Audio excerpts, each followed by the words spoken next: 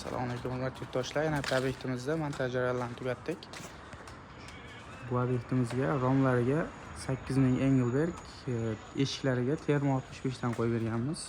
Energiya tejovchi oynalar bilan panoramli qilib qo'yib berilgan.